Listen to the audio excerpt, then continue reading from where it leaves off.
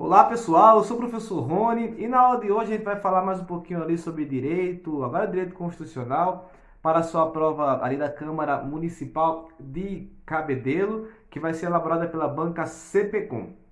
Vamos comigo? Questãozinha aqui, ó, da sua banca, questãozinha da banca CPCom.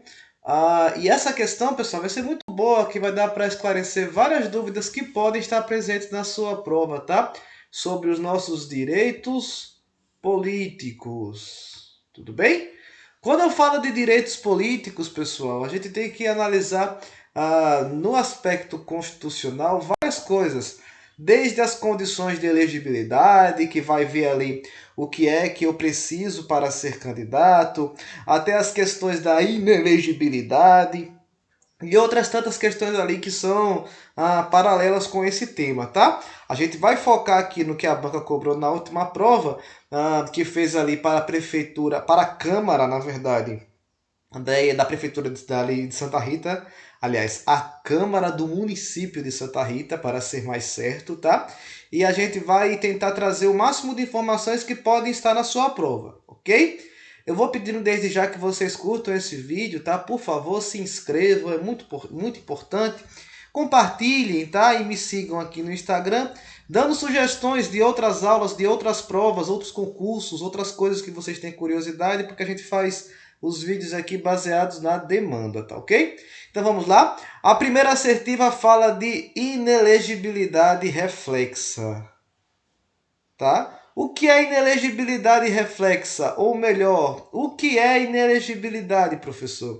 Pessoal, quando nós falamos de inelegibilidade, são situações que impedem o cidadão ali de ser eleito, tá? Ele não pode ali ter a sua capacidade passiva plena. Existem coisas que impedem ele ali de exercer ou de ter de poder participar do pleito eleitoral. Tudo bem? Aí existem algumas questões que são de inelegibilidade absoluta, tá? E as questões que são de inelegibilidade relativa. Tudo ok? Quando eu falo de inelegibilidade absoluta, pessoal, só existem dois casos e eles podem ser cobrados nas suas provas, tá? São inelegíveis de forma absoluta os inalistáveis, tá? Os inalistáveis e os analfabetos. Quem são os inalistáveis, professor? Os inalistáveis, pessoal, são aqueles que não podem se alistar, não podem tirar título de eleitor, que seriam os nossos conscritos e os nossos estrangeiros, tá? Conscritos, que são aqueles que estão prestando serviço militar obrigatório ali, são chamados conscritos, tá? E os nossos estrangeiros. Essas pessoas, elas não podem se alistar, não podem tirar ali título de eleitor. E por isso, obviamente, eles também vão ser absolutamente inelegíveis. Além disso, nós temos os analfabetos, pessoal. Analfabeto é muito interessante você lembrar que ele não pode ser votado, ou seja, ele é inelegível, tá? Mas, porém, ele pode votar. Ele pode votar sim, porque o voto para o analfabeto ele é o quê? Facultativo, vocês lembram disso. O analfabeto ele é o único desse grupo aqui que tem o voto como facultativo. Então ele é alistável, ele pode tirar título de eleitor, mas ele é inelegível, ele não pode ser eleito, tá? Além disso, nós temos as inelegibilidades relativas.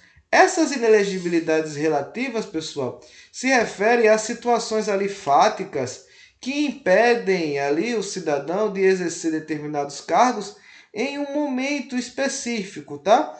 Aí a gente normalmente estuda bastante a questão dessa inelegibilidade relacionada aos cargos do executivo, tá? Os cargos do executivo. Quais são os cargos do executivo, pessoal? Vocês lembram disso? Os cargos do executivo a nível municipal, prefeitos, a nível estadual, governadores e a nível federal, presidente da República, com seus vices, né, pessoal? Então, a gente lembra que existe uma inelegibilidade relativa, no caso aqui do poder executivo, quando eu falo da questão do agente tentar ali tentar se eleger no ambiente da circunscrição do seu poder. Como assim, Rony? Eu não entendi. Eu vou dizer isso de uma forma melhor, tá? Deixa eu tentar apagar aqui para vocês compreenderem comigo.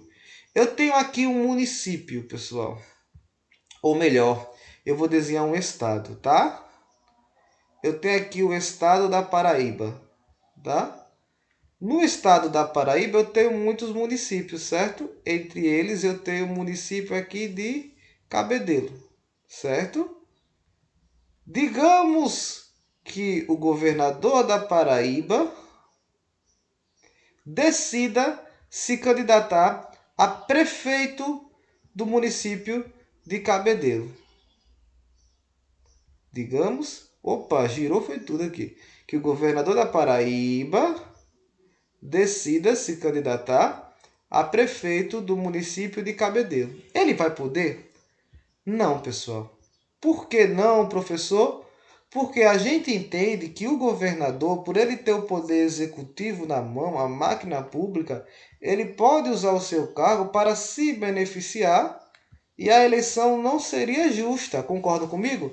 Então, nesse caso, o prefeito aqui da Paraíba, ele não pode concorrer aliás, o governador aqui da Paraíba, ele não poderia concorrer à prefeitura de Cabedelo. Tá? Existe exceção a isso aqui? Existe, pessoal. Digamos que o governador da Paraíba resolva deixar o seu cargo 6 meses antes da eleição, é o que a gente chama de desincompatibilização, para poder concorrer. Aí ele vai poder, porque a gente entende que ele largou a caneta, né? Deixou o poder. Do mesmo modo, o governador da Paraíba não poderia também concorrer a um cargo do legislativo, pessoal. Aqui, ó. Por exemplo, ele não pode concorrer a um cargo de deputado estadual. Por que não pode, professor? Porque está dentro aqui, da jurisdição dele, e ele poderia mais uma vez usar o seu poder para poder se candidatar e se eleger a deputado estadual. Então, por isso, o governador só pode assumir aqui e concorrer e ser elegível se ele deixa o seu cargo de governador. Tudo bem? Agora, pensa o inverso, tá? Digamos que um deputado estadual resolva se candidatar a governador. A pergunta é, o deputado estadual, ele precisa deixar o seu cargo para poder se candidatar a governador? Nesse caso, não, pessoal. Então, no poder legislativo, a gente não tem essa preocupação. Quem são as pessoas do poder legislativo, pessoal? A nível municipal, vereadores. A nível estadual, deputados. A nível federal, deputados, no caso, deputados federais e senadores, tá? Mais uma vez, a nível municipal, vereadores, a nível estadual, os deputados estaduais, e a nível federal, os deputados federais e os senadores. No caso, eles, por não ter essa caneta na mão, como alguém do executivo tem, então pode ser nenhum problema, tá? Então aqui, vou colocar a nível de Brasil, a nível federal, a nível BR. Um senador, ele pode concorrer a uma prefeitura, a um governo do estado, a um cargo de presidente, sem problema nenhum, porque ele é do legislativo e esse problema aí só se manifesta quando nós falamos do executivo. Tudo bem? Então, qual é a regra, pessoal, em resumo? Para alguém do executivo poder se candidatar e ser elegível para um cargo diferente do seu, ele tem que deixar o seu cargo em até 6 meses antes. Agora, pessoal, digamos que o prefeito ele queira novamente ser prefeito, ele pode? Existe essa possibilidade de reeleição? Olha, não estou falando do prefeito sair de um cargo para outro. Eu estou falando de um prefeito que é do poder executivo, deixar o seu cargo para ir para outro cargo, aliás, para o mesmo cargo, continuar aqui no mesmo cargo do Poder Executivo. Ele pode? Pode, pessoal, uma vez, tá? Ele pode mais uma vez se candidatar aqui a prefeito. Pode haver uma reeleição, tá? Isso foi algo que foi acrescentado numa emenda constitucional lá em 1997, a nossa famosa emenda constitucional 16 de Fernando Henrique, lá em 1997, de modo que é possível uma reeleição. Agora apenas uma, tá?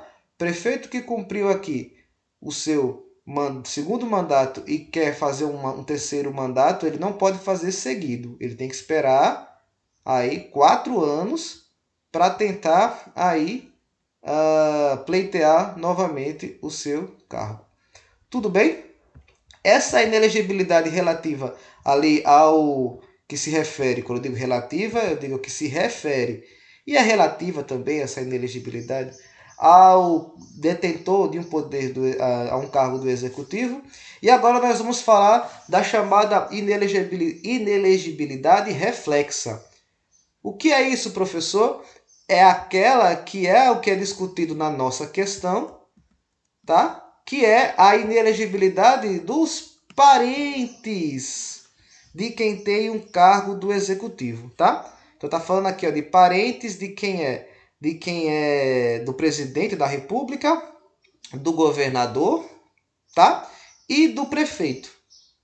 Então, quem é parente de um desses três, eles também vão ser inelegíveis na jurisdição ali do titular de mandato. Como assim, professor?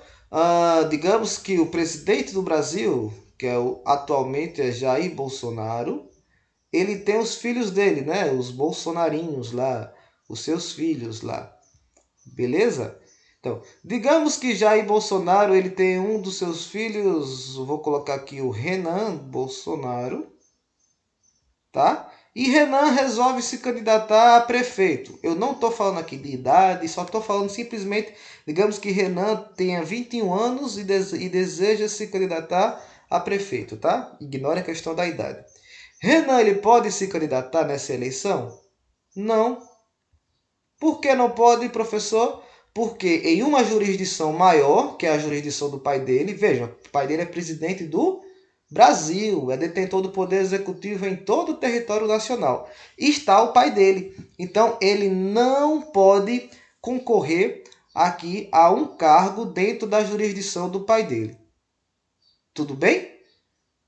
Agora, vamos pensar em outro filho do Jair Bolsonaro. Vamos pensar no Eduardo Bolsonaro. Eu acho que ele é senador, é isso? Se tiver errado, me corrijam aí, mas tanto faz. Portanto, é o exemplo. Eduardo Bolsonaro ele é um senador, certo? Digamos que na próxima eleição Jair Bolsonaro queira se candidatar novamente a presidente e o seu filho resolva se candidatar a senador de novo. Ele pode? Ah, professor, não pode não, porque o pai dele é de uma jurisdição maior. Pessoal, nesse caso pode. Por quê, professor? Percebam, Eduardo Bolsonaro ele já é senador. Ele já tem um cargo. Como ele já tem um cargo, aí a gente entende que ele pode alcançar a sua reeleição não por influência do pai, mas porque ele já é senador. Então, se a pessoa já é titular de cargo e pleiteia a reeleição, aí não vai ter problema ser parente de alguém ali que é titular de mandato do executivo lá naquele território. Deu para entender? Tá, professor, deu para entender. Mas são todos os parentes de quem tem o poder executivo que são inelegíveis? Aí é que está. E a nossa questão fala sobre isso também. São os parentes, pessoal, até o segundo grau. Tá? Não são todos os parentes. São aqueles até o segundo grau. Ô professor, como é que eu sei qual é o parente até o segundo grau? Aquela dica de mestre que o professor vai dar. Se você tiver dúvida na sua prova, você vai aqui desenhar, tá? A árvore genealógica da sua família. Vou colocar aqui a estrelinha significando você. E aí subindo, você vai colocar que aqui tem o seu pai, não é isso? Seu pai gerou você aqui, gerou seu irmão, tá certo? Aqui eu vou colocar o seu filho, certo? E o seu irmão vai gerar aqui o seu sobrinho, correto? O seu pai, por sua vez, ele é gerado do seu avô, não é isso? Que, por sua vez, além de gerar o seu pai, pode ter gerado o seu tio, aqui, que, por sua vez, gera o seu primo, não é isso? E aí você vai desenhando quem precisar aqui para a sua questão. Como é que eu analiso graus de parentesco, professor? Você vai contar assim, ó. Você está vendo que tem um pauzinho aqui de você para o seu pai? Então, você vai contar aqui, ó, 1 grau. Você e seu pai são parentes de primeiro grau. Tudo bem? E quando fala do meu irmão, professor, você vai contar 1 grau para o seu pai, para o seu irmão, 2 graus. Ah, professor, meu irmão é meu parente de segundo grau? É sim. Tudo bem? E quando fala o meu sobrinho? Olha aqui, ó. Se meu irmão é 2, meu sobrinho aqui vai ser 3. Então, o sobrinho já estava fora da regra da inelegibilidade, então ele já poderia ser candidato sem nenhum problema, não seria atingido ali pela inelegibilidade do seu tio. Tudo bem? Da mesma forma aqui, ó, meu avô seria meu parente de segundo grau, meu tio seria meu parente de terceiro grau. Então, o tio também já estaria fora. E o primo? O primo é de quarto grau, bem longe, entendeu? Assim como o filho, aqui a gente entende aqui, ó, que ele é de primeiro grau, né? Um pauzinho ligado a você, o seu filho será de primeiro grau. Então, assim é que você vai achar os graus de parentesco para a sua prova. Tudo bem? Sem dúvidas, pessoal? Então, voltando aqui, vamos ler a questão e confirmar tudo direitinho. São inelegíveis no território de jurisdição do titular o cônjuge e os parentes. Cônjuge, então envolve aqui tanto a pessoa que é casada, mas já se entendeu que isso também leva para aquelas pessoas que têm união estável, tá? Também vale, sim, também vale, tá? Consanguíneos ou afins, quer dizer que não precisa ser parente de sangue, pode ser, por exemplo, um afilhado, não tem problema. Até o segundo grau, tá? Ou por adoção, que não tem diferença nenhuma. De presidente, governador ou prefeito, tá? Ou seja, todos do poder executivo, ou de quem os haja substituído dentro dos 6 meses anteriores ao pleito, né? Em outras palavras, quem estiver no poder dentro dos 6 meses aqui, ó, quem for chefe do executivo, os parentes dele todos são inelegíveis, salvo se já titulado em mandato eletivo e candidato à reeleição, exatamente que é o caso aqui dos filhos de Bolsonaro, que já são deputados aí e senador e que podem continuar no seu mandato sem nenhum problema. Compreenderam, pessoal? Então vamos seguindo. A 2. Olha a quantidade de informações que tiramos dessa primeira. 2. A lei que alterar o processo eleitoral entrará em vigor na data de sua publicação. Isso está certo, tá, pessoal? Digamos que uma lei seja aprovada hoje. Um exemplo muito forte que aconteceu foi a lei da ficha limpa, tá? A lei da ficha limpa ela foi aprovada e a partir do momento em que ela foi publicada, ela já é considerada vigente, tá? É uma lei válida. Agora, existe uma norma constitucional que diz que não vamos aplicar essa lei, mesmo ela sendo vigente, até a eleição que ocorra até um ano da data de sua vigência. Foi o que aconteceu com a ficha limpa, tá? A ficha limpa foi aprovada e não pode ser aplicada na eleição seguinte por conta aqui desse prazo que tem de 1 ano. Então lembra de uma coisa, quando a lei eleitoral ela é publicada, ela é vigente sim, tá? Ela é vigente. Agora ela não é aplicada até a eleição que aconteça em até 1 ano da data da sua vigência. Então essa 2 também está certa, tá? Vou apagando aqui para ficar mais limpo, tá? A 2 também está certa. E a 3 fala o quê? O mandato eletivo poderá ser impugnado ante a Justiça Eleitoral no prazo de 15 dias, contado da diplomação,